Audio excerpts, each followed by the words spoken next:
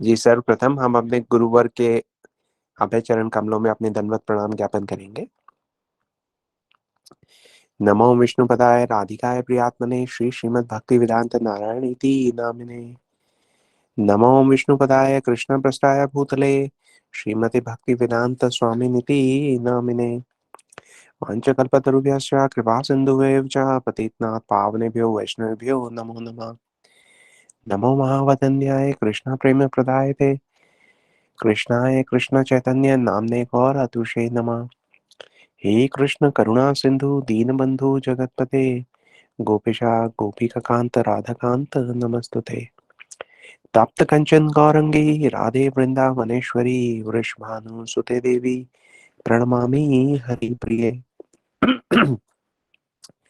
जी सर्वप्रथम मैं अपने दीक्षा गुरु नित्य लीला प्रविष्टा श्री श्रीमद् भक्ति वेदांता नारायण गोस्वामी महाराज जी के अभय चरण कमलों में अनंत कोटि दंडवत प्रणाम ज्ञापन करता हूँ। उनकी हेतु की कृपा की वांछा करता हूँ। तत्पश्चात अपने शिक्षा गुरु नित्य लीला प्रविष्टा श्री श्रीमद् भक्ति वेदांता स्वामी प्रभुपाद उनके चरणों में अनंत कोटि दंडवत प्रणाम ज्ञापन करता हूँ। उनकी हेतु की कृपा की वांछा करता हूँ। तत्पश्चात हमारे साथ इस सत्र में जुड़े हुए सब भक्तों के चरणों में यथा योग्य दंडवत प्रणाम स्वीकार हो। आप सब लोगों का आज यहाँ पे आने के लिए, अपना अमूल्य समय देने के लिए बहुत बहुत धन्यवाद, साधुवाद।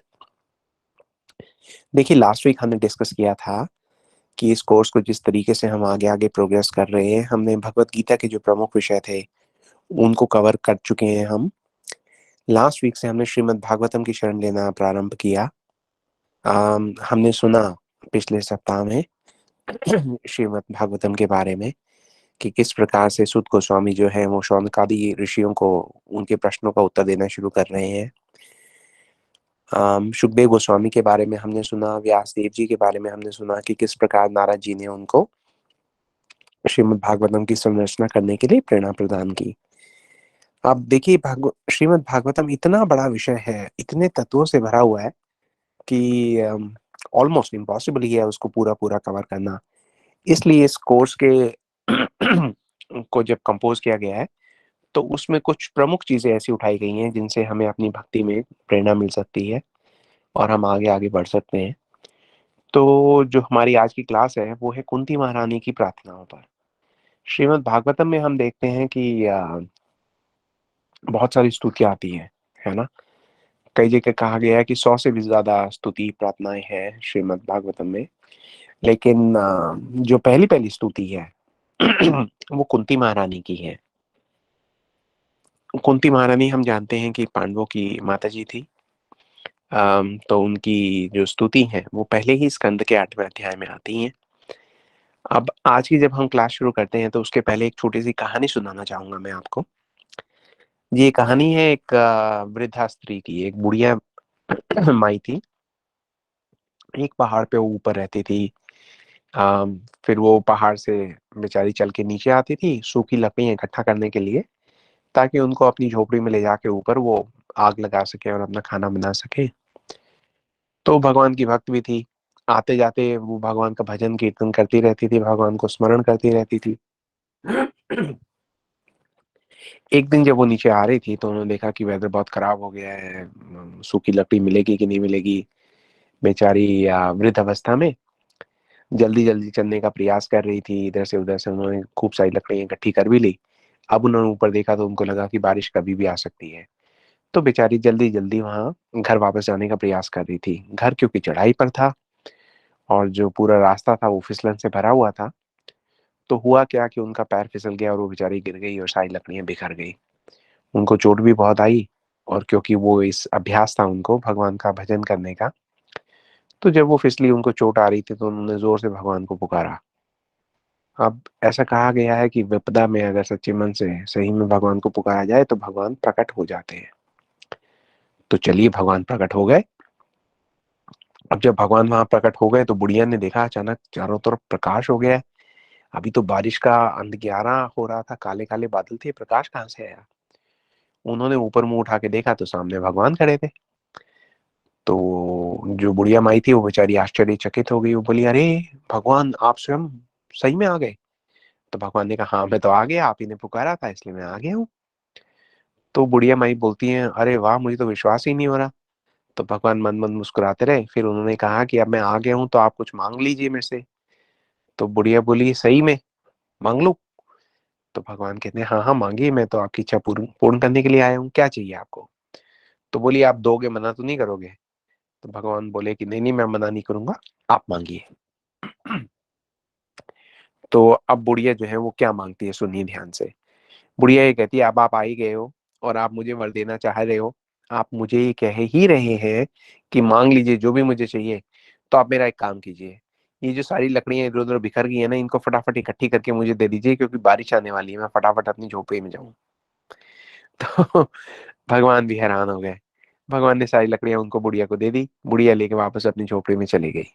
अगले दिन से फिर वही उस संघर्षमय जीवन उनका निरंतर जो है वो चलना आरंभ हो गया। तो अब यहाँ पे प्रश्न ये आता है कि अगर भगवान हमारे जीवन में आ जाए तो हम उनसे क्या मांगेंगे? टूटी हुई बिखरी हुई लकड़ियों को इकट्ठा करने के लिए कहेंगे, या भगवान से उनकी भक्ति की प्रार्थना करेंगे? तो भगवान से हमें क्या मांगना है और कैसे मांगना है? श्रीमद् भागवतम हमें सिखाना प्रारंभ करता है ना। भगवत गीता हमें शरणागति के स्टेज तक ले आता है। आप सबको याद होगा 18वें अध्याय में भगवत गीता जहाँ जहाँ फिनिश हो रही है, वहां पे भगवान कहते हैं कि सर्वधर्मान् परित्यज्य माम एकम शरणम व्रजा अहम त्वं सर्व पापेभ्यो मोक्षयामि मा शुचा। भगवान सबको कह रहे हैं कि देखिए आप इस जगत में अलग अलग धर्म को अपनाए बैठे हैं, जबकि आपका जो परम धर्म है वो है आत्मा का धर्म। आत्मा का धर्म क्या है? आत्मा का धर्म है भगवान की प्रीतिपूर्वक सेवा। तो इस धर्म को छोड़कर जितने भी धर्म हैं उन सब का आप त्याग कीजिए, आप मेरी शरण में आइए, आपके सब पुराने कर्मों को मैं माफ करूंगा, आपको कोई भी डर रखने की आवश्यकता नहीं है। यहां तक भगवान ने कह दिया। श्रीमद् भागवतम हमें वहां से एक अगला कदम बढ़ा के और आगे ले जाती है। श्रीमद् भागवतम हमें भगवान और भक्त के प्रति के बीच में जो मधुर संबंध है उसके बारे में थोड़ा और बताना प्रारंभ करती है। तो ये जो संबंध है, इस संबंध में हम ये समझते हैं कि जब भक्त और भगवान आपस में प्रीति पूर्वक एक आदान प्रदान करते हैं प्रीति का, तो उसे ही भक्ति कहा जाता है ना। यहाँ पर भगवान को भोग का साधन समझने वाले भक्त नहीं है। ये वो लोग नहीं है कि भाई भगवान को बुलाया और भगवान को कहा भगवान हमारी लकड़ियां उठवा दो, है ना। यहाँ पर अगर हम मांगे तो भगवान से केवल भक्ति मांगे। अब भक्ति की बात की है तो मुझे याद आ रहा है कि हमारे श्रील रूप गोस्वामी जो है भक्ति की डेफिनेशन बताते हैं। भक्ति की परिभाषा क्या है उसके बारे में उन्होंने बताया है, आप लोग शायद जानते भी होंगे। श्रील रूप गोस्वामी कहते हैं कि अन्याभिलाषिता शून्यम ज्ञान कर्माति अनावृतम अनुकूल्येन कृष्ण अनुशीलनम भक्ति उत्तमा।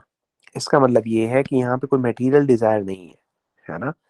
अन्य अभिलाषिता शून्यम, अन्य मतलब और कोई, अभिलाषा मतलब आपकी कोई इच्छा, कोई अभिलाषा, कोई आपकी कामना आपके हृदय में शून्यम, जीरो हो जाए, शून्य हो जाए।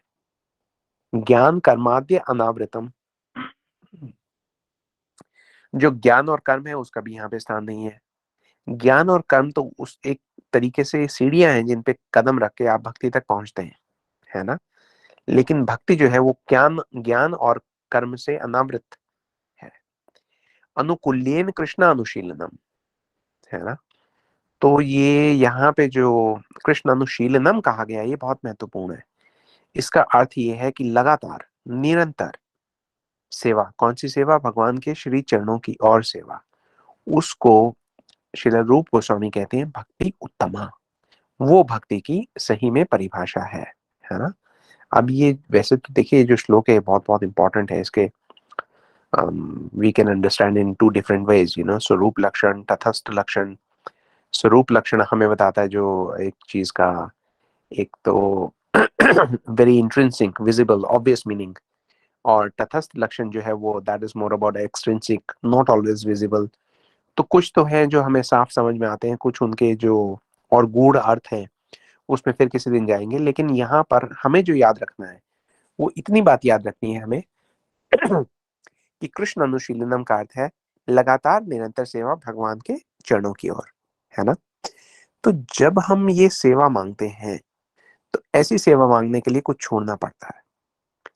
जैसे अभी अभी हमने एक कहानी सुनी, बुढ़िया को, वो बुढ़िया माई जो थी, उनको अगर भगवान की भक्ति चाहिए तो उनको वो लकड़ियां गिनना छोड़ना पड़ेगा, कुछ तो त्याग करना होता ही है ना।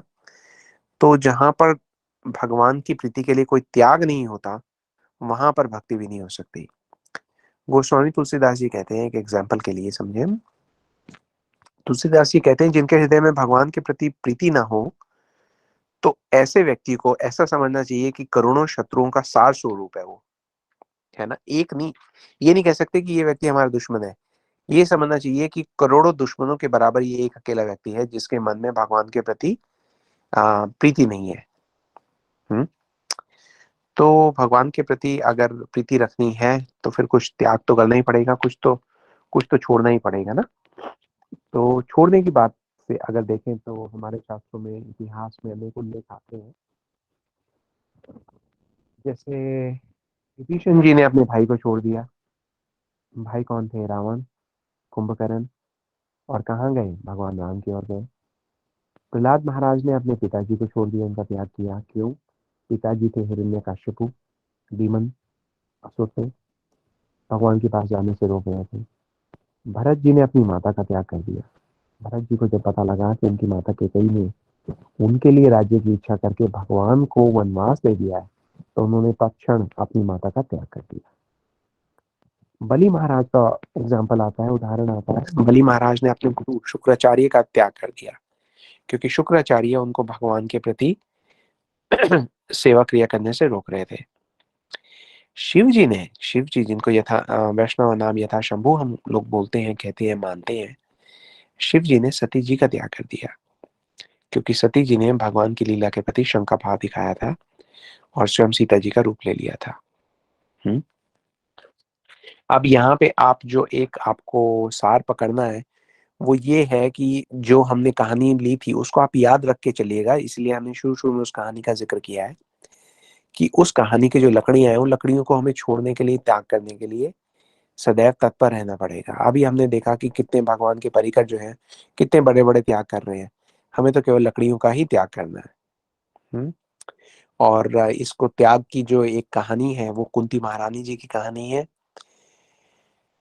स्कंध एक है श्रीमद् भागवतम का, हमने पिछली बार सुना कि एक और दो स्कंध जो है वो भगवान के चरण कमल के समान है। तो जब भी हम भगवान की स्तुति करते हैं तो वो चरण कमल में ही स्तुति करते हैं। कुंती स्तुति की बात हो रही है तो कुंती स्तुति तो ये देखिए कि बहुत सारे तत्वों से भरी हुई है।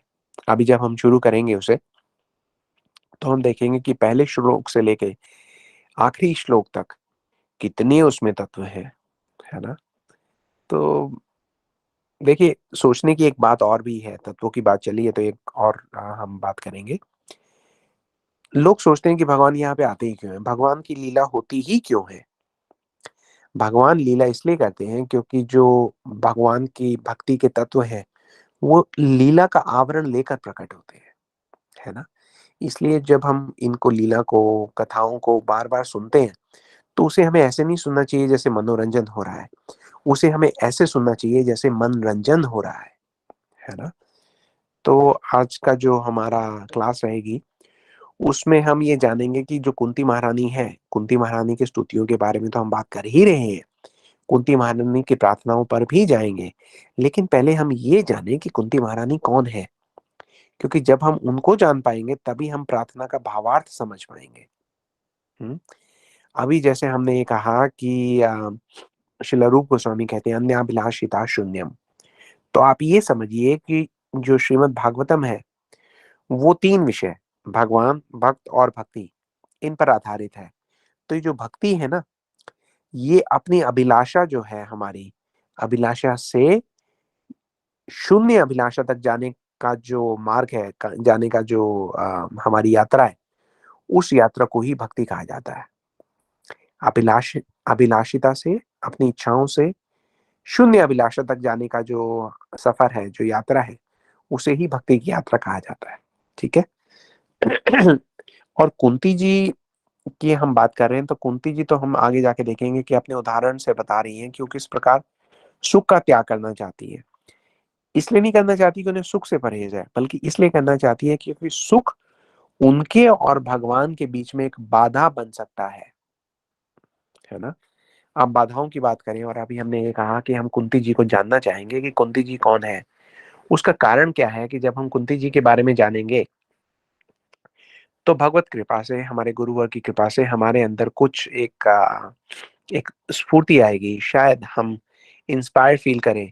कुंती महारानी जी की कथा सुनते सुनते हम ये समझे कि ओह, कुंती जी के जीवन में इतनी बाधाएं आई, तो हमारे जीवन में आने वाली जो बाधाएं हैं वो भी क्या हमें भगवान की ओर लेके जाने के लिए ही आई हैं, है ना। ये भाव बहुत इंपॉर्टेंट है, और उसके बाद हम कुंती स्तुति आरंभ करेंगे, क्योंकि उस भाव के साथ ही हम जो प्रार्थना का जो सार है वो सार को ग्रहण कर पाएंगे। बाधाओं की बात हो रही थी, तो देखिए बाधाओं से तो कुंती जी का जीवन भरा ही रहा है ना। अब चलिए जानने का प्रयास करते हैं कि कुंती जी कौन है, उनके जीवन में क्या क्या संकट आए, किस पड़ाव से उनका जीवन जो है गुजरा, उसको उन्होंने कैसे किस प्रकार से उसे स्वीकार किया, और हर परिस्थिति में वो भगवान की भक्ति की ओर उसको लेके जाने का अ, उनका आशय रहा है। देखिए कुंती जी का जो जन्म हुआ था वो मथुरा में हुआ था। मथुरा के जो राजा शूरसेन है वो उनके पिता थे। तो शूरसेन जी काफी बलशाली अपने समय के राजा थे। शूरसेन जी के ममेरे भाई थे एक, अ, उनका नाम था कुंती भोज। तो कजन थे, दोनों भाइयों में काफी प्रेम भी था। कुंती भोज के यहाँ कोई संतान नहीं थी। तो जो शूरसेन जी थे उन्होंने एक बार एक वचन दे दिया था उनको, कुंती भोज को। उन्होंने ये कहा था कि देखिए भाई, हमारे घर जब संतान होगी तो वो संतान मैं आपको दे दूंगा, क्योंकि आप संतान नहीं है, आपके यहाँ संतानहीन है आप। तो ऐसा उन्होंने वचन दिया था। तो अब ये वचन उन्होंने दे तो दिया, लेकिन उसके बाद जब उनकी बेटी हुई तो उनका नाम रखा गया प्रथा, है ना। हम कुंती जी के नाम से उनको जानते हैं, लेकिन उनका बचपन का जो नाम था जो रखा गया था नामकरण के समय, वो प्रथा था। आप लोग देखते हैं कि कई बार अर्जुन को पार्थ कह के भी पुकारा जाता है। तो उनको पार्थ कह के इसलिए पुकारा जाता है क्योंकि उनकी माता जी का नाम प्रथा रहा है ना।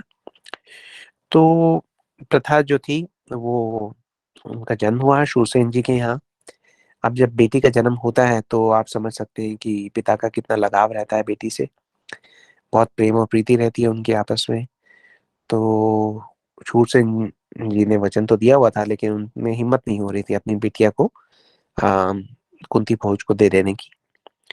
तो प्रथा जो थी वो महाराज शूरसेन के महल में बड़ी होने लगी। आ, बहुत बचपन से ही उनका जो हृदय था वो हम ये देखते हैं कि वो बिल्कुल करुणा से भरा हुआ था सब जीवों के प्रति। एक बार छोटी सी प्रथा जो थी वो अपने बगीचे में खेल रही थी, शाम का समय था। शूरसेन जी बैठे हुए थे, उनके पास कुंती भोज भी आए हुए थे। तो प्रथा ने देखा कि एक वृक्ष से एक जो पंछी है, पक्षी, उसका छोटा सा बच्चा जो है वो घोंसले से गिर गया नीचे। तो जब प्रथा ने ये देखा तो उनके मन में बहुत पीड़ा हुई, वो सोचने लगी कि आप क्या करें। तो वो उस व्याधि को समझ सकती थी कि ओह, इस बच्चे को कैसा लग रहा होगा अपने माँ से दूर, पिता से दूर, और इसके माता पिता को कैसा लग रहा होगा। वो ये भी समझ पा रही थी कि जो पंछी हैं उनके ऐसे हाथ नहीं होते कि उसको पकड़ के घोंसले में वापस डाल दें। तो उन्होंने आसपास देखा, सब जो नौकर चाकर थे वो चले जा चुके थे, सांझ का समय था। तो भागी भागी अपने पिता के पास गई। तो उन्होंने अपने पिता को बताया कि देखिए ऐसे ऐसे बहुत बड़ा वृक्ष है, और वृक्ष से एक छोटा सा पक्षी का बच्चा जो है गिर गया है, आप चलिए उसे वापस रख के आइए। उन्होंने जिद की। अब जो बेटी की जिद पिता कैसे मना कर दें। तो वहां पे शूरसेन जी आए तो उन्होंने देखा कि अरे, पेड़ जो है वो तो बड़ा काफी सख्त पेड़ है, टेढ़ा मेढ़ा पेड़ है, उस पे चढ़ना भी आसान काम नहीं है, बहुत खतरे का काम है। आसपास कोई नौकर भी नहीं था, बेटी उनकी जिद कर रही थी। तो महाराज शूरसेन जी ने अपने आभूषण निकाल के रखे, और बड़ी कष्टों का सामना करते हुए, मुश्किलों का सामना करते हुए पेड़ पे चढ़े। उनको थोड़ी बहुत खरोंचे भी आई, लेकिन उन्होंने उस पंछी के बच्चे को वापस घोंसले में रख के नीचे आ गए। तो पृथा ने इस सब को देखा, तो उन्होंने देखा कि देखिए मेरे पिताजी जो है वो कितने पिता धर्म से के कितने उनका उत्कृष्ट भाव है।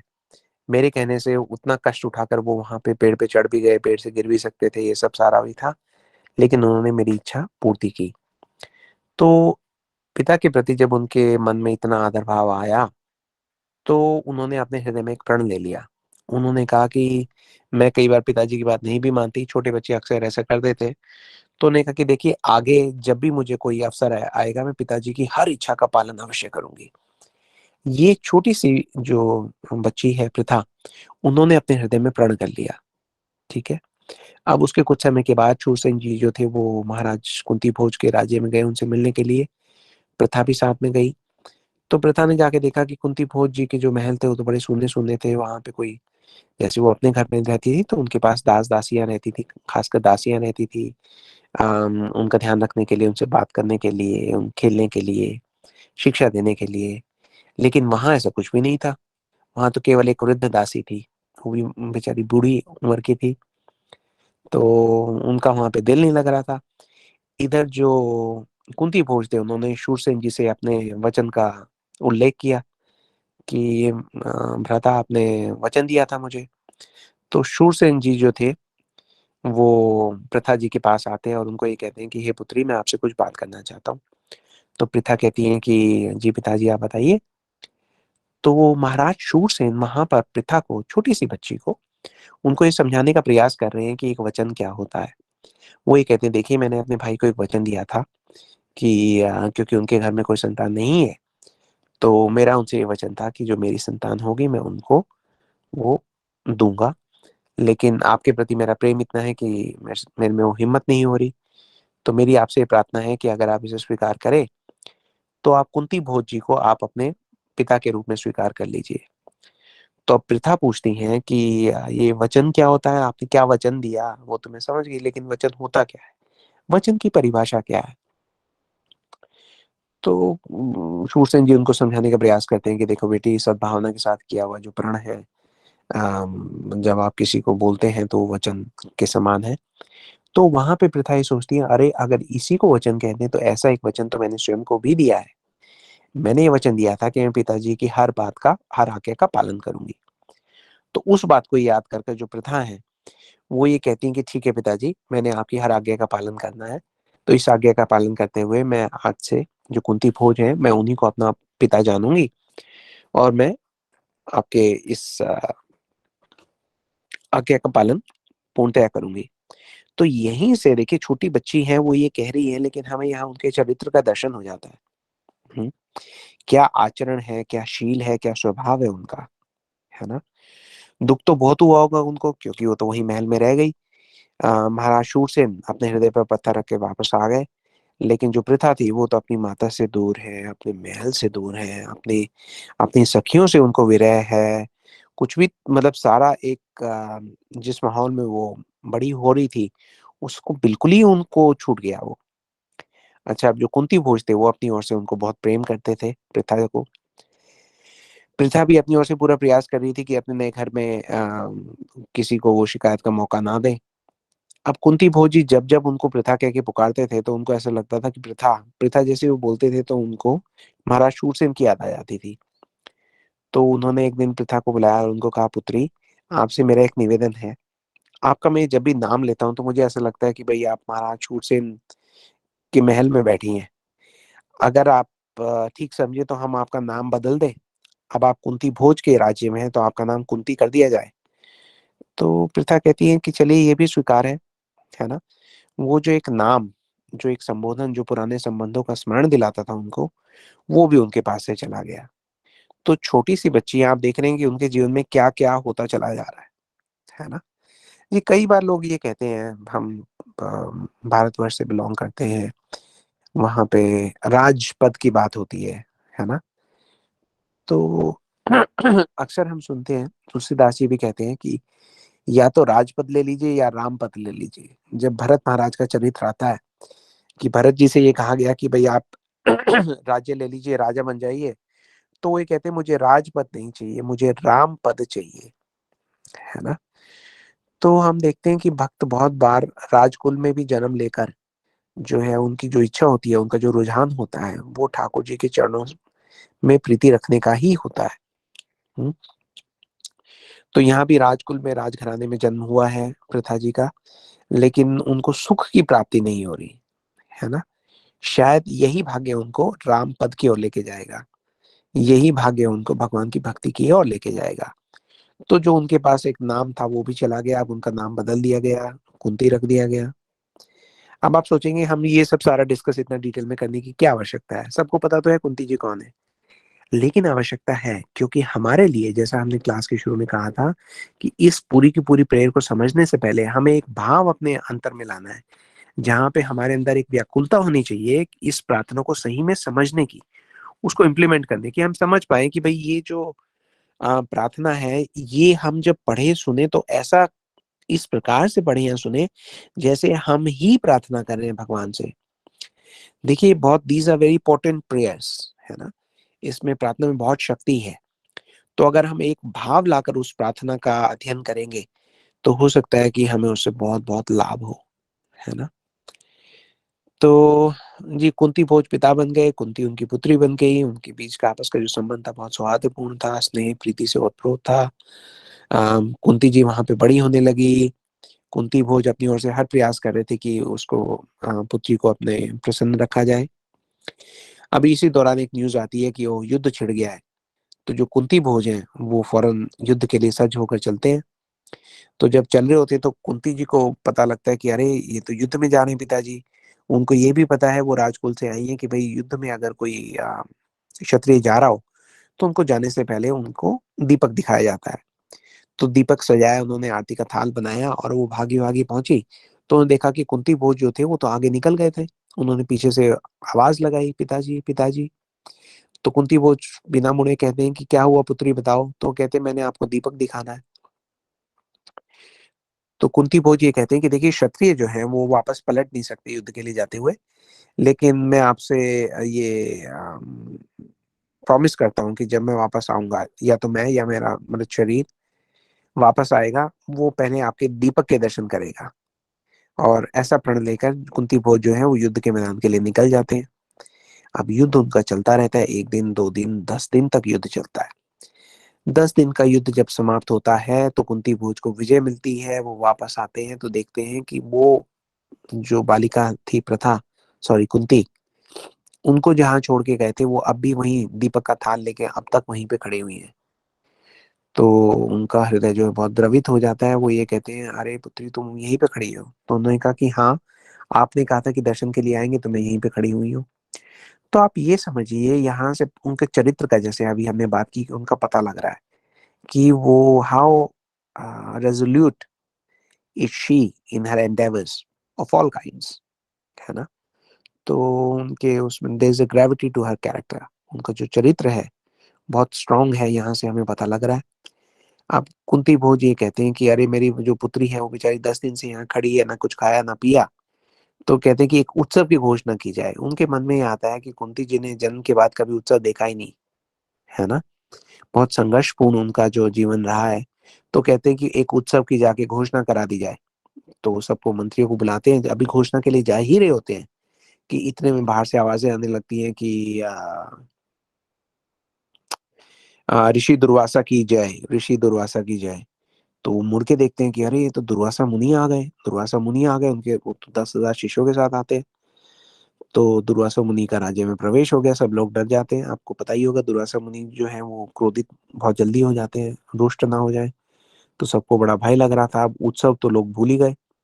तो अभी कुंती जी को लगने लगा था कि उनके जीवन में पहला उत्सव का अवसर लगता है आने ही वाला है, कि वो उत्सव की पॉसिबिलिटी भी चली गई।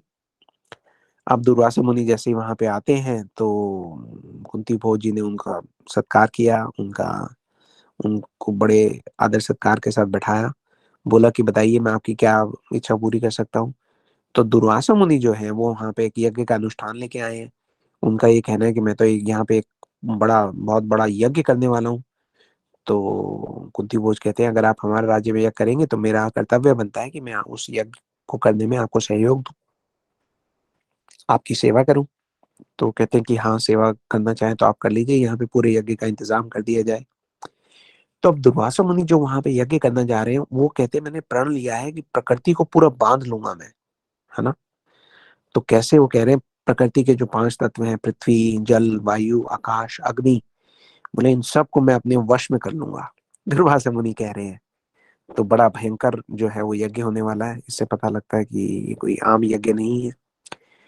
तो उन दिनों क्या होता था, एक प्रथा थी कि भाई अगर कोई ऋषि ऐसे आते हैं, कोई मुनि आते हैं, वो यज्ञ तपस्या कर रहे हैं, तो जो राजकन्याएं होती थी उनको जिम्मेदारी सौंपी जाती थी कि भाई आप मैनेज कीजिए, है ना, उनकी सेवा का जो भी प्रबंध है, जो भी अरेंजमेंट है, आप देखिए। और अगर वो अरेंजमेंट अच्छे होते थे तो ऋषि मुनि जाते हुए कहते थे कि भाई जिस भी कन्या ने ये सब सारे अरेंजमेंट किए थे, उनको हम आशीर्वाद देते हैं कि उनको एक बहुत योग्य वर की प्राप्ति हो। तो इस आशय के साथ राजकन्याएं जो थी वो साधुओं का सत्कार करती थी, वैष्णव सेवा करती थी। तो दुर्वासा मुनि के जब आ ही गए, अभी उत्सव तो भूल ही गए हम, तो बिना पूछे जो है कुंती देवी ने कहा अपने पिताजी से कि पिताजी आप निश्चिंत हो जाइए, इनकी सेवा का जो पूरा इंतजाम है वो प्रबंध मैं स्वयं करूंगी। तो दुर्वासा मुनि तो हम देखते हैं कि बहुत पूरा टेस्ट करते हैं व्यक्ति को। तो उन्होंने कहा यज्ञ के लिए घी चाहिए, घी आ गया तो बोलेंगे घी नहीं चाहिए, इसको ले जाओ, मुझे दूध चाहिए। दूध आ गया तो कहेंगे ऐसा नहीं वैसा चाहिए। बहुत प्रकार से उन्होंने परीक्षा ली। तो कुंती देवी जो थी वो बहुत शी वॉज वेरी पेशेंट। उन्होंने बहुत सहनशीलता के साथ सारा का सारा जो सेवा का उत्तरदायित्व था वो निभाया। और ऐसे कई वर्ष बीत गए। तो कुंती महारानी जो थी, कुंती जी जो थी, वो अपनी उससे सेवा से पीछे नहीं हटी। तो अब पूरा उनका यज्ञ हो गया। अब जब यज्ञ हो गया तो फिर दुर्वासा मुनि जो थे वो प्रसन्न हो गए, बोले चले मैंने तो जिस यज्ञ का अनुष्ठान किया था वो पूर्ण हुआ। तो प्रसन्न होके वो कहते हैं कि कुंती को बुलाइए। एक वहां पे एक लड़की खड़ी होती है, उनको बोलते हैं कुंती को बुलाइए। तो लड़की कहती है कि मुनिवर मैं ही कुंती हूँ। तो पहचान ही नहीं पाते, बोले अरे तुम्हें क्या हो गया। तो फिर पता लगता है कि इतने वर्षों से कुंती जी ना सोई हैं, ना उन्होंने कुछ खाया है, ना कुछ पिया है। क्यों? क्योंकि वो उनकी सेवा में लगी हुई थी। तो अब दुर्वासा जी ऐसे हैं कि क्षणे रुष्टा तुष्टा जी, जितनी जल्दी वो प्रसन्न हो, वो क्रोधित हो जाते, उतना ही प्रसन्न भी हो जाते हैं। तो बड़े प्रसन्न हुए, बोले तुम्हारी सेवा तो अद्वितीय है, तो चलिए मैं तुम्हें वर भी ऐसा दूंगा जैसा आज तक किसी ने सुना ही नहीं होगा। तो उन्होंने कहा अच्छा ठीक है, देखिए बताइए आप क्या वर देना चाहते हैं। तो वो जब वर की बात करते हैं तो वो ये कहते हैं कि मैं आपको एक मंत्र दे रहा हूँ। इस मंत्र के द्वारा आप किसी भी देवता को बुला सकते हैं और उनसे आप पुत्र प्राप्ति का प्रसाद आप ले सकते हैं। तो कुंती जी अब बेचारी छोटी थी, अब विवाहित थी, उनकी माता जी भी नहीं थी उनके साथ, कोई सखी कोई बहन कोई थी नहीं। उनको उसका उस वर का उम, क्या प्रणाम हो प्र, क्या प्रणाम हो सकता है वो भी नहीं पता था। उन्होंने कहा चलिए कोई बात नहीं, उन्होंने मंत्र लिया, उनका बड़ा आदर किया, दुर्वासा जी को वहां से विदाई दी। उसके बाद कुंती जी जो थी वो अपने जीवन में पिताजी के राज्य की सेवा में लगी रही। एक दिन सुबह सुबह जब सूर्य पूजा कर रही थी तब उनको याद आया, अरे मुझे तो मंत्र की प्राप्ति है। तो उनमें उनके मन में एक उत्सुकता आई, उन्होंने कहा देखिए मंत्र से क्या होता है। तो उन्होंने मंत्र जब जाप किया तो वहां पे सूर्यदेव प्रकट हो गए। तो सूर्यदेव ने कहा कि देखिए अब मैं आया हूँ तो मैं तो आपको पुत्र दे के जाऊंगा। तो आप सबने सुना ही होगा कि उसके बाद कुंती जी जो थी वो हालांकि विवाहित नहीं थी, फिर भी उनको पुत्र हुआ जो उनके कान से पैदा हुआ। कर्ण उनका नाम हुआ इसलिए। तो कर्ण जब हुए तो अब कुंती जी जो थी वो बहुत डर गई, वो बहुत भयभीत हो गई। क्योंकि देखिए उनकी वो अविवाहित तो थी ही, उनको तो लगा कि इस बात से उनके पिताजी को पूरे राज्य पे बड़ा कलंक आ सकता है, और बहुत बड़े संकट में आ गई थी वो।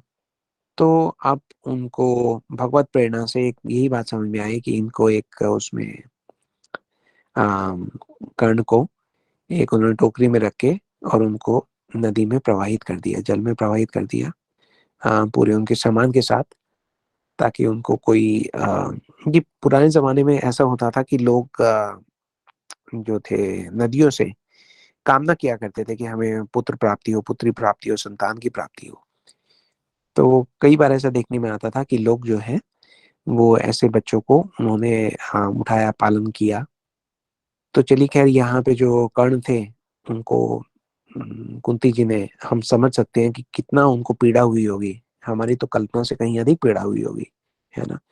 कुंती जी जो इतने परम पवित्र चरित्र रखती हैं, कैसा शील है उनका, कैसा स्वभाव है, उन्होंने कितना पीड़ा का अनुभव किया होगा जब उन्होंने कर्ण को जाने दिया। तो उसके कुछ समय के बाद उनका विवाह हुआ। विवाह उनका हुआ पांडु जी से। पांडु जी से जैसे ही विवाह हुआ, तो विवाह के बाद उनको, कुंती जी को लेके पांडु जैसे ही पहुंचे वापस राज्य में अपने हस्तिनापुर, तो वहां पे संदेशा आ गया कि भाई युद्ध छिड़ गया है, तो उनको युद्ध पे जाना पड़ेगा। अब वो युद्ध पे चले गए। तो सुख तो कुंती जी को, विवाहिक सुख तो एक क्षण का भी प्राप्त नहीं हुआ। अब जब युद्ध से वापस आ रहे थे, तो उनसे पहले सूचना आ गई कि भाई महाराज पांडु का एक और विवाह हो गया है, उनका विवाह माद्री जी से हो गया है। तो वापस आए तो माद्री जी को साथ लेके आए। अब क्योंकि वो विवाह के बाद उनको कुछ भी आराम नहीं मिला था, इसलिए उनको जंगल में भेज दिया गया कि भाई आप लोग थोड़ा राज्य की जिम्मेदारियों से दूर कुछ समय अपना विवाहित जीवन वहां बिताइए। तो वहां गए तो पांडु जी से गलती से एक मुनि का वध हो गया, और उनसे शाप मिला कि अगर पांडु महाराज स्त्री का संग करेंगे तो उनकी मृत्यु हो जाएगी तत्क्षण। तो ये तो बहुत भारी संकट आ गया था, क्योंकि पांडु जी जो थे वो उस वक्त वहां के राजा थे। उन्होंने घर जाके बताया सबको कि देखिए ऐसे ऐसे संकट आ गया है। तो अब कुंती जी के विवाह में कोई अगर सुख के क्षण की कोई संभावना थी तो वो भी खत्म हो गई। हम्म। हाँ, वानप्रस्थ हो गए पांडु जी अपनी दोनों पत्नियों को लेके, वनों में रहने लगे। और उधर से धृतराष्ट्र जी को राजा बनाया गया, तो भी पता लगा कि उनके यहाँ भी संतान का जन्म नहीं हो पा रहा है। तो पांडु जी बड़े उसमें पड़ गए, दुख में पड़ गए। उनको लगा कि भाई जो उत्तराधिकारी है राज्य का वो कहाँ से आएगा। उनको दुखी देख के कुंती जी ने वहां पे फिर पहली बार अपना जो वरदान था उसके बारे में पांडु महाराज को बताया, तो वो बहुत प्रसन्न हुए। तो लेकिन कुंती जी ने कहा कि मुझे नहीं पता कि वो मतलब धर्म संगत है या नहीं है। तो सबसे पहले धर्मराज को बुलाया गया। तो उन्होंने उनको एक पुत्र प्रदान किया, युधिष्ठिर। तो क्योंकि धर्मराज ही जो है वो पुत्र प्रदान कर रहे हैं, इसका मतलब ये है कि पूरा का पूरा जो ये कॉन्सेप्ट है धर्म संगत है। वन में रहने वाले ऋषियों ने भी उसका अनुमोदन किया। उन्होंने भी कहा कि नहीं ये सब ठीक है, क्योंकि देवताओं के आशीर्वाद से पुत्र प्रसाद मिला है आपको। उसके बाद भीम हुए, अर्जुन हुए। आप जानते हैं माद्री जी को कोई संतान नहीं थी, तो कुंती महारानी की गाइडेंस में माद्री जी को भी अश्विनी कुमार से नकुल और सहदेव दो पुत्र प्राप्त हुए। उसके बाद एक दिन हम जानते हैं कि माद्री जी और पांडु जी जो थी वो संग करने की इच्छा उनके मन में प्रकट हुई, और परिणाम स्वरूप पांडु महाराज जो थे उनका वध हो गया। अब जंगल में रहते हुए 5 बच्चे साथ में हैं, कुंती महारानी, उनके पति का जो है निधन हो गया। तो पति का जब निधन हो गया तो माद्री जी ने कहा कि देखिए मैं उनके साथ सती होना चाहती हूँ। तो माद्री जी पांडु जी के साथ सती हो गई। उसके बाद कुंती महारानी वापस राजभवन में लौट आई। वहां पे उनको क्षण क्षण पे, कदम कदम पे इतना उनको साजिशों का सामना करना पड़ा। उनके बच्चों को जहर दे के मारने का प्रयास किया गया, लाक्षागृह ग्रह में भेजा गया, है ना। तो कितने उनके जीवन में कष्ट आए। बचपन में माँ बाप का सुख नहीं मिला, नाम की पहचान उनसे छीन ली गई। किशोरावस्था में इतना तप उनको करना पड़ा। साधु ने दुर्वासा मुनि ने जो वर दिया, वो वर भी उनके पुत्र वियोग का कारण बन गया। विवाह सुख से वो वंचित रही। उसके बाद पति ने दूसरा विवाह कर लिया। फिर पति की मृत्यु हो गई तो पति मृत्यु से पीड़ित रही। वापस राजभवन में आई तो सब लोग उनके पुत्रों पे प्रश्न चिन्ह लगाते थे। हस्तिनापुर में उनकी वापसी जो थी वो एक बहुत अविश्वास के माहौल में रही। भीम को विष दे दिया गया था, हमने देखा अन्याय पर अन्याय हो रहे हैं। लाक्षागृह में उनको जलाकर मारने का प्रयास किया गया। उनका जब अर्जुन ने स्वयंवर जीता द्रौपदी जी का, तो उनके मुख से निकला कि भाई जो भी आप लेके आए हैं पांचों भाइयों में बांट लीजिए। तो वो भी एक उनके कारण बना, उनके दुख का। पुत्र वधु का उनके अपमान हुआ राज्यसभा में। उसके बाद गलत आरोप लगाकर राज्य से निष्कासित कर दिया गया उनको। महाभारत का युद्ध आप सब जानते हैं। उनके पुत्रों को कितना कष्ट आया, और उनके पुत्रों के तो पुत्र का वध ही हो गया महाभारत के दौरान। है ना। हम सब जानते हैं कि पूरी महाभारत हुई, उन्होंने इतना कष्ट देखा। महाभारत का जब अंत हुआ तो पांडवों की ओर से केवल 10 जो लोग थे वो जीवित रह गए थे। पांडवों की ओर से 7, कौरवों की ओर से 3। पांडवों की ओर से 5 तो पांडव थे, एक सात्यकी थे, भगवान कृष्ण सारथी थे, 7 लोग रह गए। और कौरवों की ओर से केवल कृतवर्मा, कृपाचार्य और अश्वत्थामा, ये लोग ही जीवित बचे थे। तो हम सोच सकते हैं कि इतने लोगों की जब मृत्यु आप देखते हैं तो कहीं ना कहीं आप स्वयं को उसके लिए उत्तरदायी मान लेते हैं। हम्म। तो कुछ ऐसा ही कुंती जी ने भी देखा, पूरे बहुत दुख का अनुभव हुआ। तो ये सब जो हमने कुंती जी के बारे में कहा, उनके दुख के अनुभव के बारे में कहा, इससे हमने ये पूरी कहानी क्यों डिस्कस क्यों की है ना। आप देखिए, आइए 5 मिनट आप हम उसको समझने का प्रयास करते हैं। हम उनकी पीड़ा को समझने का प्रयास करते हैं और ये देखते हैं कि हम इसमें से क्या समझ सकते हैं। हम्म? जो कुंती जी हैं, अब हम एक क्षण के लिए इमेजिन करें कि जो कुंती जी के साथ हुआ वो अगर हमारे साथ हो तो क्या होगा। ध्यान दीजिए, कुंती जी हमने शुरू शुरू में देखा कि कैसे अपने असली पिता से दूर हो जाती है ना। कई बार हमारे भी मन में आता है कि हम भी अपने जो हमारे असली पिता हैं, भगवान, यहाँ पे हम भगवान कृष्ण की बात कर लेते हैं, क्योंकि भगवान कृष्ण स्वयं भगवत गीता में हमने सुना कि वो कहते हैं कि अहम बीजा प्रदापिता। तो हम भी तो भगवान से दूर ही हैं, जिस प्रकार से कुंती अपने पिता से दूर है। हम्म? अब कुंती अपने पिता से दूर तो है, मथुरा से दूर आ गई। कुंती भोज जी के राजभवन में है, वहां पे वो उसी को अपना घर मानने का प्रयास कर रही है।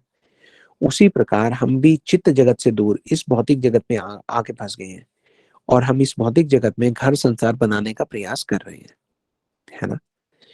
तो जब कुंती जी गई कुंती भोज जी के महल में, तो वहां पे केवल एक वृद्ध दासी थी। वृद्ध, हम ये देखा जाता है कि जहां भी हम वृद्ध की बात करते हैं तो ऐसा लगता है कि जो अपनी मृत्यु के समीप है उसे ही वृद्ध कहा जाता है ना। तो इस जगत में हम ये देखते हैं कि सब पदम पदम विपदम, हर व्यक्ति जो है वो मृत्यु के निकट ही है। जरूरी नहीं है किसी का वृद्ध होना मृत्यु के निकट होने के लिए। तो ये पूरा का पूरा जगत जो है ये भी मृत्यु के निकट ही है। कुंती जी का जो प्रथा का नाम जो था वो बदलकर कुंती रख दिया गया, नया नाम नई पहचान। इसी प्रकार जब एक आत्मा एक शरीर में प्रवेश लेती है और वो शरीर जो है यहाँ पे संसार में जन्म लेता है, तो उसको एक नया नाम दे दिया जाता है। हर बार जितनी बार भी हम जन्म लेते हैं, हर बार एक नया नाम दे दिया जाता है, हमें एक नई पहचान दे दी जाती है। हमारी जो असली पहचान है, कृष्णदास कविराज गोस्वामी कहते हैं कि जीवेर स्वरूप है कृष्णेर नित्य दास, कृष्णेर तटस्थ शक्ति भेद अभेद प्रकाश। तो हमारा जो नित्य स्वरूप है, जो असली पहचान है, वो तो ये है कि हम भगवान कृष्ण के दास हैं। इसको हम भूले बैठे हैं और नई नई पहचान लेते रहते हैं। हमारी असली पहचान तो कृष्ण दास होनी चाहिए, लेकिन हम अलग अलग नाम के साथ इस संसार में जाने जाते हैं। कुंती भोज, अभी हमने सुना कि युद्ध पे गए, है ना। कुंती जी प्रतीक्षा कर रही थी, लेकिन वो पिताजी युद्ध पे चले गए।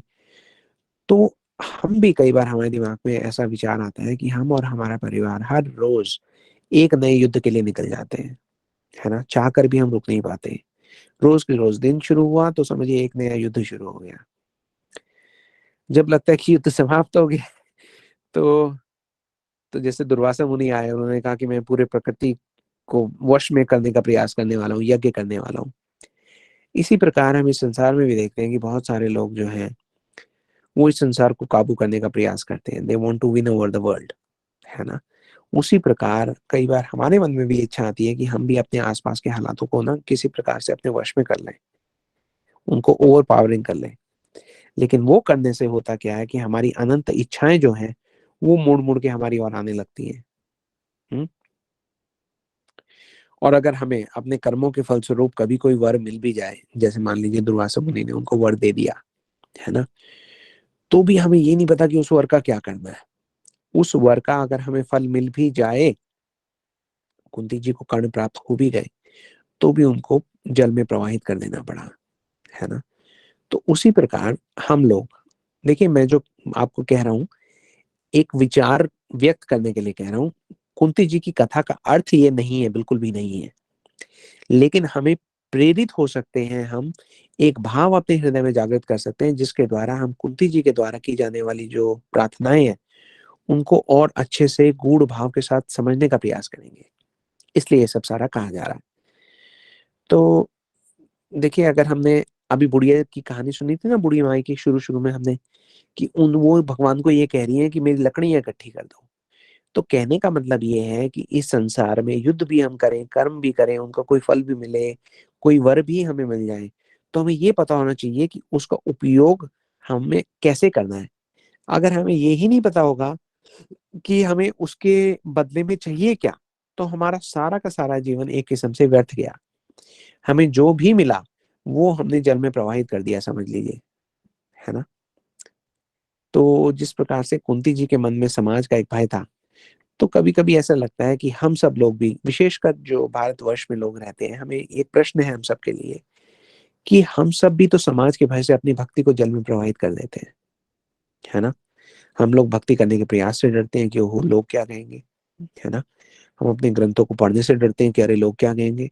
हम भगवान के पवित्र नाम का जाप नहीं करते कि अरे लोग क्या कहेंगे? हम तुलसी की घंटी पहन के बाहर नहीं जाते क्योंकि अरे लोग क्या कहेंगे? तिलक नहीं लगाते अपने माथे पे कि अरे लोग क्या कहेंगे? आज का जो समाज है उसमें अवगुण, अभद्र व्यवहार, ये सब स्वीकृत है, एक्सेप्ट कर लेते हैं लोग। भगवान की भक्ति, वो एक्सेप्ट करने में बहुत मुश्किल है उनके लिए, है ना? तो ये देखिए कि हमें भी ये समाज का भय जो है वो छोड़ देना पड़ेगा, अदरवाइज़ हमारी जो भक्ति है वो भी पानी में हमें प्रवाहित ना करनी पड़ जाए। तो आज की क्लास हमारे अंदर कुंती महारानी के संघर्ष की एक कहानी देने के लिए आई थी, कि कुंती महारानी ने अगर इतना सब संघर्ष किया, तो उसके बदले में उनको क्या मिला? उसके बदले में उनको भगवान की कृपा मिली है।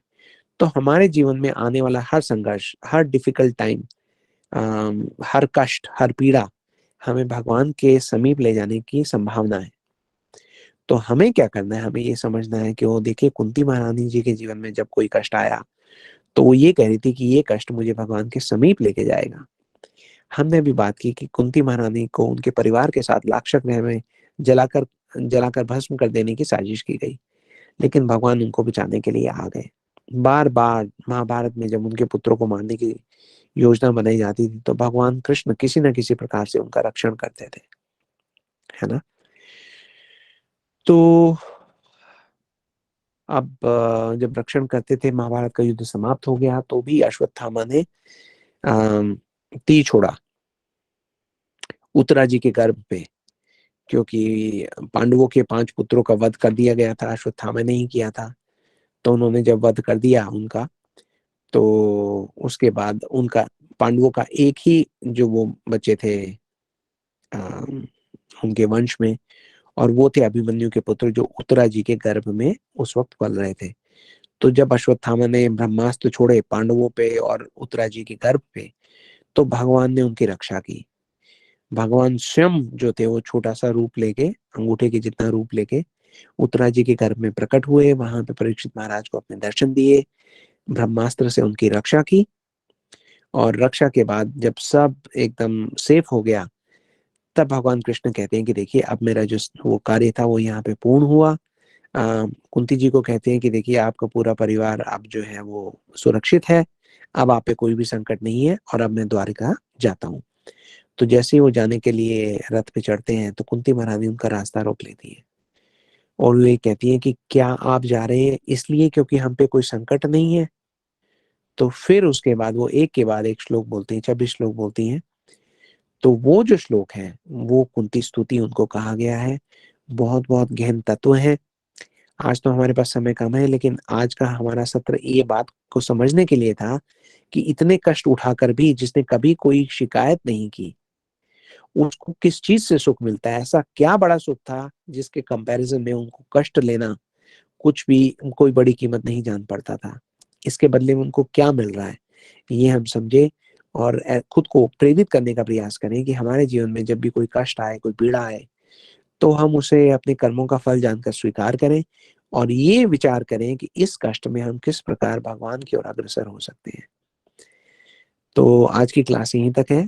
नेक्स्ट क्लास में हम कुंती महारानी जी की जो प्रेयर्स हैं, उनको सब श्लोकों को अर्थ के साथ डिस्कस करेंगे, और कुंती महारानी का हम जो है आशीर्वाद लेने का प्रयास करेंगे। आज की क्लास से संबंधित अगर आपके पास कोई टिप्पणी, कोई प्रश्न है, तो प्लीज़ आप पूछ सकते हैं। उसके बाद हम आज का सेशन क्लोज करेंगे। हरे कृष्णा। प्रभु जी, मेरा एक सवाल है। हरे जी कृष्णा। दीदी, हरे कृष्णा। हरे कृष्णा प्रभु जी, प्रणाम। तो समवेयर मुझे पता था कि कुंती महारानी जी ने बहुत कष्ट सहे हैं, बट जी शी नेवर सेड कि क्यों मुझे ये कष्ट दे रहे हो आप। And she was always expecting कि मुझे मिले ताकि मैं कृष्ण को हमेशा याद रख सकूं। लेकिन जितना डिटेल में आपने बताया, लाइक शादी का सुख एंड देन विधवा, वो पति का सेपरेशन, ऑल दोस थिंग्स आपने डिटेल में बताया, तो अब ऐसा लग रहा है कि हम कैसे उनके जैसा बन सकेंगे। फिर हमारे में तो इतना tolerance, I mean for my self, specially for my self, मेरे में तो इतना टॉलरेंस अभी तक आया भी नहीं है। What can we do so special कि हम में भी वो टॉलरेंस आए? Because this is something even Gurudev also says always कि टॉलरेंस, टॉलरेंट बनो। और जो आमतौर पे जो पब्लिक है, जो नॉन डिवोटीज हैं, दे नेवर प्रीच टॉलरेंट बनो। दे से कि don't let others take you for granted, you should always reply back and retaliate करना चाहिए। बट भक्ति राज्य में एकदम कंप्लीट ऑपोजिट बताया जाता है कि नो, जस्ट बी टॉलरेंट। तो इतने ज्यादा टॉलरेंस जो कुंती महारानी जी के पास था, वो हम अपने में, एक आम भक्त मेरे जैसा specially, how we are just like babies in bhakti. What can we do? I mean सिर्फ हरिनाम से क्या हमें मिल जाएगा? I mean obviously we need sadhu sang, but साधु संग में भी प्योर डिवोटी संग, गुरुदेव जैसा अभी वो भी कहाँ है हमारे पास। So what can we do prabhu ji? I mean can you guide us on that please? जी, हरे कृष्णा दीदी, आपको बहुत सुंदर प्रश्न है जी। इससे आपकी भक्ति की सिंसेरिटी का भी पता लगता है। देखिए, एक यात्रा है, भक्ति एक यात्रा है। हमने जैसे शुरू में भी बात की थी कि अन्य अभिलाषा से शून्य अभिलाषा की ओर जाना है हमने, तो धीरे धीरे जाया जा सकता है ना। लेकिन प्रयास सबसे पहले, देखिए रूपा गोस्वामी ये कहते हैं कि how does it all start, हमारे मन में लालच आना चाहिए बस। बोले भक्ति प्राप्त करने की एक ही कीमत है, वो क्या, हमें भक्ति के लिए लालच होना चाहिए, है ना। तो लालच अगर आपके हृदय में है तो धीरे धीरे हमारे अंदर एक परिवर्तन आना शुरू होगा। अब देखिए, पहले मैं अगर अपनी बात करूं, आज से 15 साल पहले, 13 साल पहले, हम बड़ा इधर उधर रेस्टोरेंट में बहुत खाना खाते थे। हम लोग वेजिटेरियन थे लेकिन फिर भी जाते थे। पार्टी वार्टी में बहुत जाना हमें पसंद था, पिकनिक करते थे, मूवीज देखने जाते थे। उन सबसे एक सुख सुख का अनुभव हो रहा था। उस समय हमें ऐसा लग रहा था ये है। धीरे धीरे भक्तों का संग मिला, सत्संग मिलना शुरू हुआ, बढ़ना शुरू हुआ। हमने प्रसाद पाना शुरू किया, ठाकुर जी की कृपा की इच्छा हमारे मन में आई। धीरे धीरे चेंज हो गया। अब अगर कोई व्यक्ति कुछ समय के बाद हमसे मिलता है तो कहता है, अरे आप में तो बड़ा चेंज आ गया है। हमें डेली डेली चेंज फील नहीं होता, लेकिन जब हम देखते हैं कि वो पहले हम कैसे थे तो बड़ा अजीब लगता है। चेंज आ गया ना। तो ये धीरे धीरे चेंज आ रहा है। तो जो आपके मन में इच्छा आ गई है, ये उसी चेंज को आकर्षित कर लेगी। उस परिवर्तन को इनविटेशन जा चुका है आपकी ओर से, आपको पता नहीं है। और ये जो आप भक्ति कर रहे हैं ना, इससे क्या हो रहा है कि आप देखिए, हम सबके पास हमारे कर्मों का बहुत बड़ा पहाड़ इकट्ठा है। और यहाँ पे जब हम भक्ति का प्रयास कर रहे हैं, वो जो पहाड़ है वो कट रहा है, धीरे धीरे कटता जा रहा है, कटता जा रहा है, कटता जा रहा है। तो हमारी भक्ति बढ़ेगी, है ना। श्रद्धा, उसके बाद आप देखिए साधु संग, भजन क्रिया, अनर्थ निवृत्ति। साधु संग और भजन क्रिया जो हम जब तैयार रखेंगे तो भजन तो अनर्थ निवृत्ति आएगी। कुंती जी तो भगवान का परिकर है ना, वो हमारी तरह जीव नहीं है। लेकिन वो इस सब लीला से दिखा रही हैं कि भगवान के परिकर भी इस जगत में आकर पूरा कष्ट उठाने के लिए तैयार हैं। क्यों? क्योंकि उनको पता है कि कष्ट में भी अगर हम भगवान की भक्ति ना छोड़ें तो हमें क्या मिलता है। ये वो दिखाना चाह रही है हमारे लिए। हम साधु संग अपना बनाए रखें, भजन क्रिया को हम आगे बढ़ाते जाएं, अनर्थ निवृत्ति से हम डरे नहीं, है ना। अनर्थ निवृत्ति एक ऐसा पहाड़ के जैसे, वो जैसे बहुत ढलान पे चलते हैं ना, तो वो है, उससे हम पीछे गिरने ना गिरे। एक बार वो पार हो जाएगा तो आगे का रास्ता थोड़ा सा आसान हो जाएगा, निष्ठा आ जाएगी। निष्ठा के साथ व्यक्ति बहुत जगह चला जाता है। और ये सब शुरू कैसे होता है? एक इच्छा के साथ। इच्छा मतलब आपके मन में श्रद्धा आ जाएगी। वहां से साधु संग, साधु संग को पकड़ के रखिए, भजन क्रिया करते रहिए। ये एक प्रोसेस है। आपको 10 किलोमीटर जाना है, आप सोचेंगे अरे एक कदम में 10 किलोमीटर थोड़ा तय होगा, लेकिन एक एक कदम कर करके 10 किलोमीटर भी तय हो जाएगा। तो ये आसान नहीं है, क्योंकि आजकल जो समाज है वो तो मेनली जो रजोगुण और तमोगुण पर आधारित है। तो रजोगुण यही कहता है कि भाई किसी की सुनो मत, है ना। You have to be the best, you are not less than anyone, जो भी आपके साथ हो रहा है you deserve better, that is not fair whatever is happening to you. ये सब सारी बातें आपको सुनने में आएंगी, है ना। तो उनसे जितना हमारे पास परीक्षा आएगी, जितना हम परीक्षा में उत्तीर्ण होते जाएंगे, उतने हम परीक्षित बनते जाएंगे और हम कथा के अधिकारी बन जाएंगे, है ना। परीक्षित महाराज जो है वो उन्होंने परीक्षा उत्तीर्ण की है, परीक्षित हुए वो। उनके ऊपर जब श्राप आ गया कि आपको 7 दिनों में सर्प के काटने से आपको मरना पड़ेगा, तो परीक्षित महाराज ये नहीं कह रहे अरे मैं कोई कम हूं किसी से, मुझे तो जन्म के पहले भगवान के दर्शन हुए, मैं उनका इतना बड़ा भक्त हूँ, मैं अभी श्राप देता हूँ वापस। उन्होंने ऐसा नहीं किया। उन्होंने छोटे से ब्राह्मण जो था उसका जो श्राप वो स्वीकार कर लिया, है ना। उन्होंने कहा कि ठीक है, जो जीवन में कष्ट है उसको स्वीकार करें, लेकिन अब मुझे जो है वो भगवान के बारे में सुनना है। तो उसी प्रकार से जितनी हमारे जीवन में परीक्षाएं आएंगी, हम उन परीक्षाओं को पास करते जाएं जी। There is someone up there who is keeping a tab of each and everything that we do. हम जो छोटे से छोटा कष्ट उठाते हैं उसको भी कोई बैठ के बड़े ध्यान से नोट कर रहा है। हमारा भगवान के साथ एक पर्सनल रिलेशनशिप है। पर्सनल रिलेशनशिप को अभी हम अप्रिशिएट नहीं कर पा रहे। उसका मतलब ये है कि भगवान हमारे वन टू वन मित्र हैं, है ना। सोचिए कितनी बड़ी बात है। ऐसा नहीं है भगवान के लिए हम we are one of the billions, भगवान के लिए हम ही बहुत विशेष हैं। और चित्त जगत में भगवान की जितने भी रिलेशनशिप है, अगर आप घास का एक तिनका भी हैं, तो घास का तिनका जो है वो ऐसे इटरा के बैठा है क्योंकि वो ये कहता है कि मैं भगवान का फेवरेट हूँ।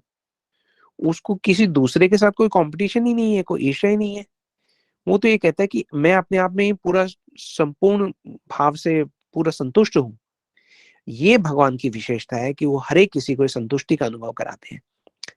तो आप सोचिए कि आप कितने विशेष हैं कि आपकी भगवान के साथ एकदम पर्सनल रिलेशनशिप है। भगवान को स्वयं नोट कर रहे हैं कि आप छोटे से छोटा कष्ट जो है, जो चैलेंजेस हैं आप फेस कर रहे हैं, उनके साथ स्ट्रगल कर रहे हैं। कई बार you even if you are not winning it all the time, even when you lose, you get up again and try and give it another fight. तो भगवान ये देख रहे हैं कि ये प्रयास चल रहा है। तो ये जो प्रयास है ये ही हमें अन्य अभिलाषा से शून्य अभिलाषा की ओर लेके जाएगा। तो चलते रहिए, एक एक मीटर करके 10 किलोमीटर भी जाएगा एक दिन। जी इतना ही मुझे पता है, इतना ही मैं बता सकता हूँ, इससे ज्यादा मेरी योग्यता नहीं है जी। लेकिन आपने जिस भाव के साथ कथा सुनी और जिस प्रकार से आपने बताया, आपके प्रश्न से यहाँ पे इतने लोग जुड़े हुए हैं, सबका लाभ हुआ है। तो उसके लिए आपका साधुवाद, आपका धन्यवाद। धन्यवाद प्रभु जी। हरे कृष्णा। हरे कृष्णा दीदी। हरे कृष्णा प्रभु जी। हरे कृष्णा प्रभु जी। प्रभु जी, ऋषि मुनि को गुस्सा क्यों आता था? प्रभु जी देखिए, बहुत रीजन हो सकते हैं। हमें ये क्यों सोचना है कि उनको गुस्सा क्यों नहीं आएगा। इच्छाएं जिसके मन में है उसको तो गुस्सा आ ही सकता है ना प्रभु जी, हाँ, ये है ना। ये देखिए कई हाँ, बार एक आम भ्रांति है कि अगर कोई भगवान का भक्त है तो उसमें कोई कमी नहीं हो सकती। हम लोग जो है ना प्रभु जी वो साधक भक्त हैं। साधक मतलब हम साधना कर रहे हैं, है ना जी। कुछ लोग ऐसे होते हैं जो भगवान के धाम से यहाँ पे आते हैं हमारा कल्याण करने के लिए, ठीक है। जी, तो एक आम व्यक्ति उनको भी भक्त समझता है और जो साधक भक्त है उनको भी उन्हीं के बराबर का भक्त समझता है। साधक में जो है वो कमियां बहुत हैं, वो अपनी कमियों से संघर्ष करते हुए आगे बढ़ने का प्रयास कर रहा है।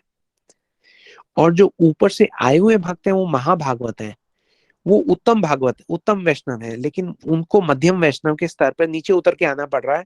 अदरवाइज वो हमें समझा नहीं सकते, क्योंकि उत्तम वैष्णव तो ये देखता है कि कहीं पे कोई जीव में कोई कमी नहीं है, सब में वो भगवान कृष्ण की उपस्थिति देख रहा है।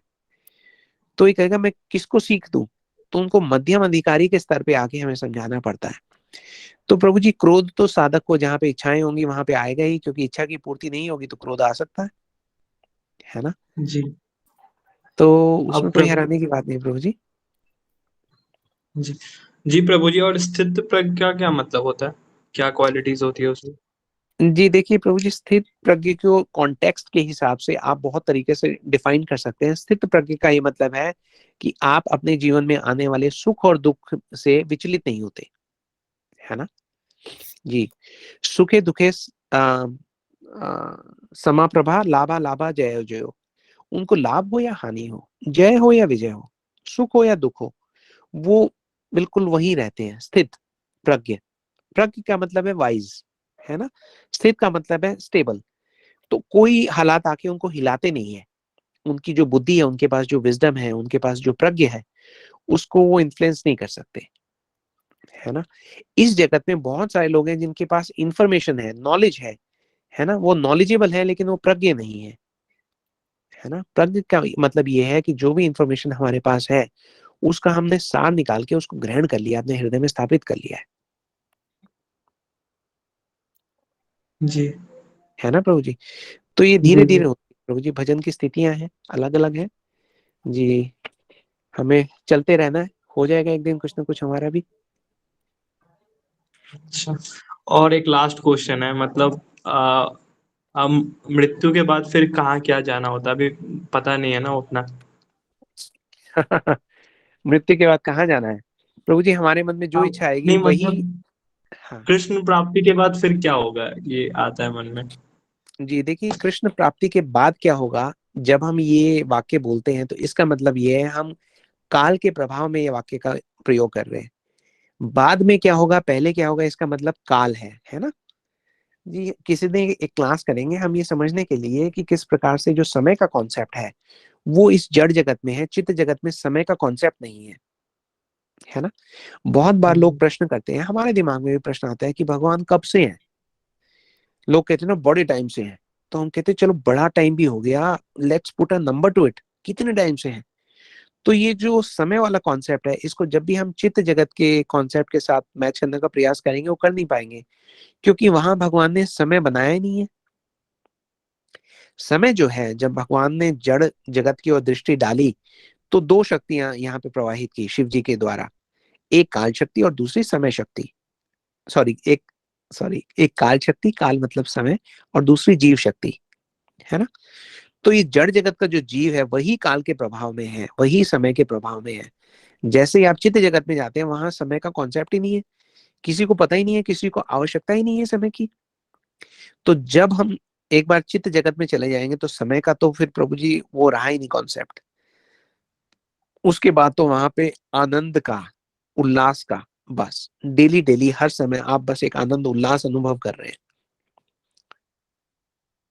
है ना। जी आप ये समझिए, जीवन में कभी कोई अवसर आता है जब आप बहुत बहुत खुश होते हैं, तो भी आपके पास एक कहीं ना कहीं भाव है कि ये खुशी कम हो जाएगी थोड़ी देर में।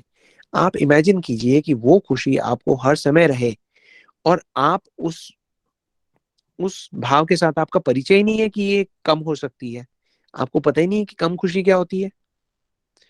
तो उस भाव में हमेशा रहना, तो ये चित्त जगत का साइन है प्रभु जी, है ना।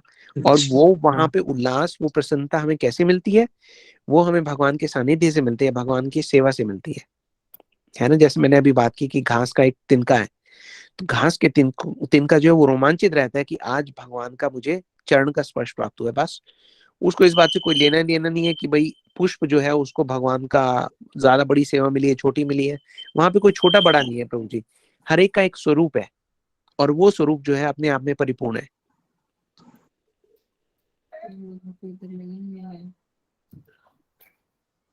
है ना प्रभु जी। जी हाँ, जी तो धन्यवाद। हाँ अच्छा है प्रभु जी, ये सब सारी चीजें हम कहेंगे तो हमारे मन में कहीं ना कहीं लालसा आएगी, कहीं जाने की, कुछ करने की।